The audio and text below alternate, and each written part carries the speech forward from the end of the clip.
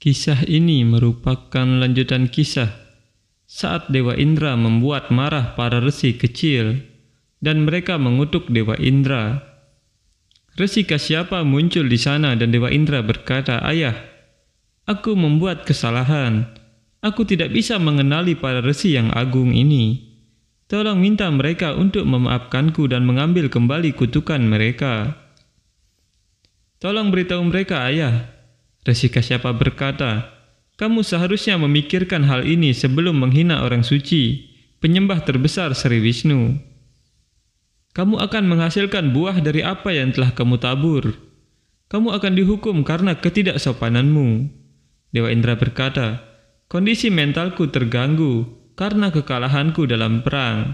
Dalam keadaan ini, aku tidak bisa membedakan antara benar dan salah. Tapi sekarang aku menyadari kesalahanku. Aku minta Ayah tolong maafkan aku. Tolong maafkan aku, Ayah." Dewi Winata berkata, "Suami, saya meminta Anda untuk memaafkannya." Bahkan Dewa Wisnu menerima air mata penyesalan. Ia memang membuat kesalahan, tapi dia menyadari kejahatannya sekarang. "Terimalah permintaanku, suami. Anda adalah ayahnya. Anda harus melindungi putra Anda." Resi Kasyapa berkata, "Para resi, aku sadar bahwa kejahatan anakku tidak pantas untuk diampuni. Dan aku juga sadar bahwa kutukanmu tidak bisa ditarik kembali sekarang. Tapi jika memungkinkan, terimalah permohonan ayah ini dan beri saya anugerah bahwa anak saya yang berikutnya lahir persis seperti yang Anda gambarkan. Tapi dia mungkin tidak memerintah dunia bawah dan surga, tetapi angkasa atau langit, agar dia tidak berbenturan dengan Dewa Indra, dan Dewa Indra tetap aman." Para resi berkata, "Bagaimana mungkin kami tidak menerima permintaan Anda, resi? Anakmu yang akan lahir dengan berkah Dewa Wisnu akan memerintah angkasa. Dia akan menjadi yang terkuat dan terpelajar dari semuanya. Dia akan dikenal sebagai Indra dari langit." Mendengar itu, Dewi Kadru berpikir, "Semua putraku telah lahir. Putra Aditi juga telah lahir. Lalu putra siapa yang dia maksud?" Rasa iri mulai muncul di hati Kadru. Sesa Naga berkata, "Semua insiden ini secara bertahap mulai berdampak mendalam pada Dewi Winata. Kecemburuan, rasa tidak aman, dan kekecewaan perlahan mulai menghancurkan keyakinannya." Dalam situasi ini, Dewi Kadru membuat langkah terakhirnya. Dewi Kadru menemui anak-anaknya yang sedang bertengkar dan berkata, "Hentikan kalian. Jika kalian bertarung di antara kalian sendiri, siapa yang akan melawan musuh yang akan segera lahir?" Taksaka berkata, "Kematian siapa yang menunggu, Ibu?" Kalia berkata, "Siapa yang bodoh yang berani menantang kita, Ibu?" Kadru berkata, "Winata menang lagi. Para resi telah memberkati ayahmu bahwa putra berikutnya akan menjadi Indra dari langit. Dan dia akan menjadi 100 kali lebih kuat dari putra Aditi Indra. Hanya telur Winata yang seharusnya pecah sekarang. Ini berarti Raja Langit yang berkuasa tidak lain adalah anak Winata. Begitu dia lahir, bahkan kekuatan 100 ular seperti kalian digabungkan tidak akan berarti apa-apa di hadapan kekuatannya." Taksaka berkata, "Anda khawatir untuk hal yang tidak perlu, Ibu. Bahkan jika 100 Indra lahir, mereka tidak dapat mengalahkan Taksaka, putra Kadru."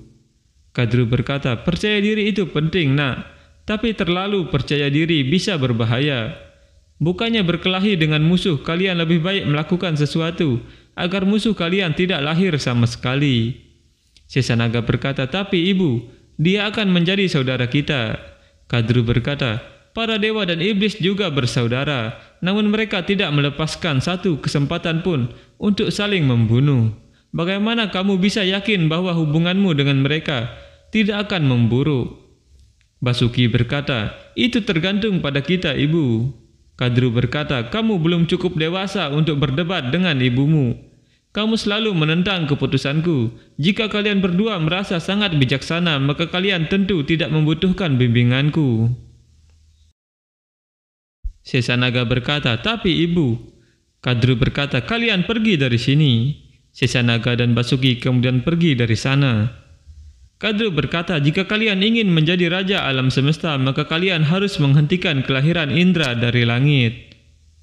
Kalia berkata, "Aku akan menuruti perintahmu, Ibu. Aku akan menelan telur itu segera. Kadru berkata, tunggu Kalia. Ini tidak semudah yang kamu pikirkan. Kamu akan bodoh jika kamu tidak takut dengan kekuatan Winata dan kemampuan kutukannya. Akan bijaksana untuk tidak menghancurkan telurnya sendiri. Kita harus melakukan sesuatu agar dia menghancurkan telurnya sendiri. Taksaka berkata, sia-sia menggunakan kekuatan kita untuk ini. Kita harus bertindak licik, Ibu. Kadru berkata, Winata cemburu padaku saat dia melihatku bersama kalian semua. Kita harus mendorong kelemahannya ini. Kita harus mengubah harapannya menjadi kekecewaan. Kemudian kalian akan melihat bagaimana Winata menghancurkan telurnya sendiri. Kalia berkata, tapi Ibu, bagaimana ini akan terjadi? Kadru berkata, lakukan saja seperti yang saya katakan. Saat itu Dewi Kadru memulai rencananya dan dia mulai bermain-main dengan anak-anaknya. Dewi Winata melihat kebahagiaan itu dan Kadru berkata, semua orang mengatakan bahwa menghabiskan waktu bersama anak-anak adalah kesenangan terbesar yang pernah ada. Dewi Winata kemudian pergi dari sana. Di dalam istana Dewi Kadru mulai bersiap-siap lagi, dan saat Winata lewat dia berkata, lihat ini, saya lupa tentang buah-buahan ini. Mereka busuk sekarang. Satu buah membuat buah lainnya juga busuk.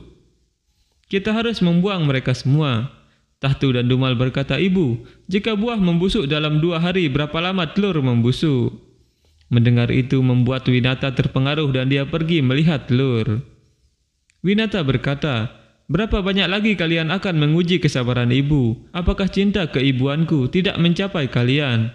Mengapa kalian mengabaikan panggilanku? Kapan kalian akan lahir? Aku telah mendengar suaramu. Mengapa kamu tidak membuat orang lain menyadari keberadaanmu?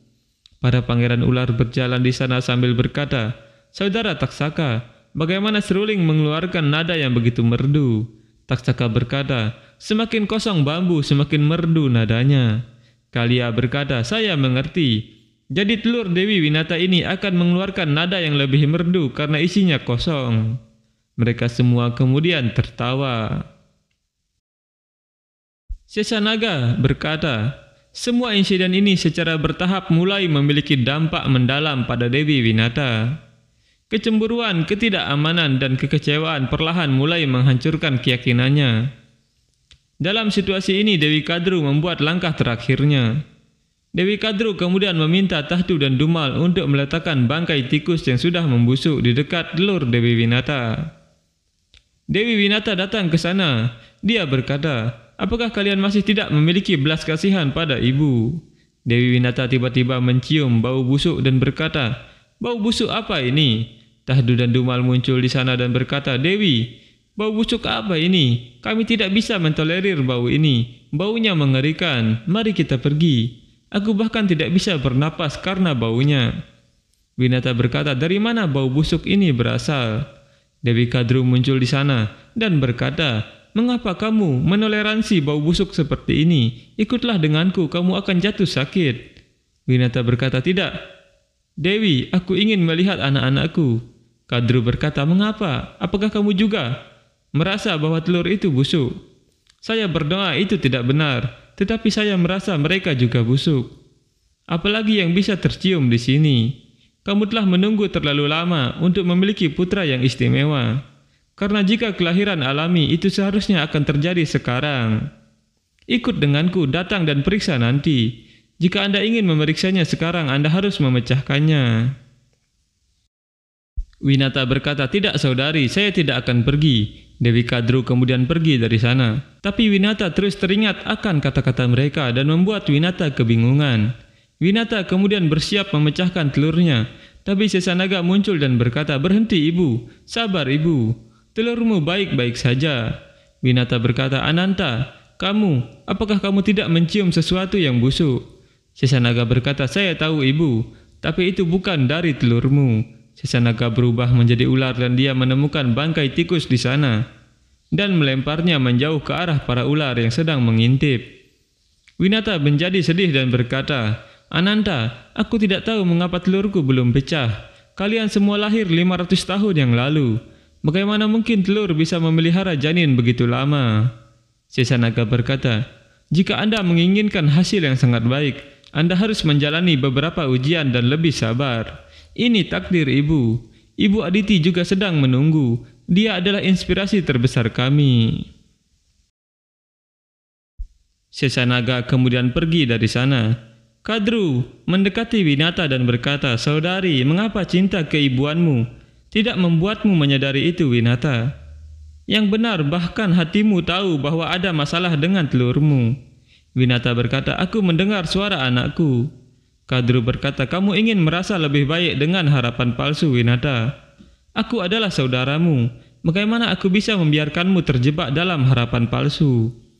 Winata berkata, "Apa yang harus aku lakukan? Jika ini terjadi padamu, apa yang akan kamu lakukan?" Kadru berkata, "Saya tidak akan menunggu selama 500 tahun. Saya setidaknya akan memecahkan satu telur untuk memeriksa apakah ada janin di dalamnya." Mendengar kata-kata itu, Winata mulai terpengaruh lagi dan dia menjadi bingung.